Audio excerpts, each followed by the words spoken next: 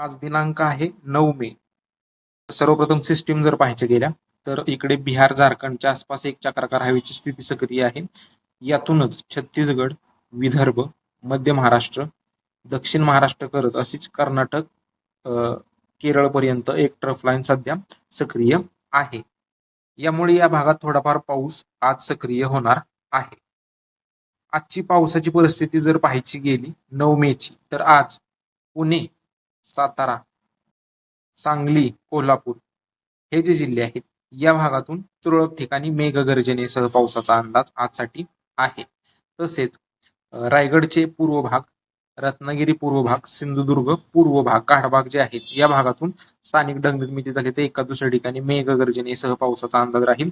नाशिक जिल्ह्यात एका दुसऱ्या ठिकाणी मध्यम मेघगर्जनेसह पावसाचा अंदाज आहे.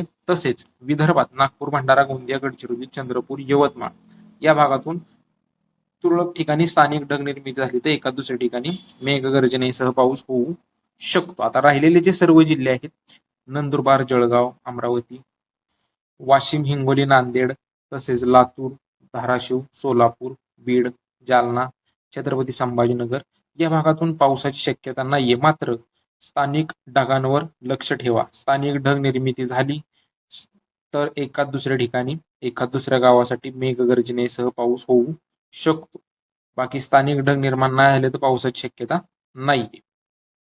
इकडे पालघर, रायगडचे पश्चिम भाग, रत्नागिरी, सिंधुदुर्ग पश्चिम भाग पावसाची शक्यता दिसत नाहीये.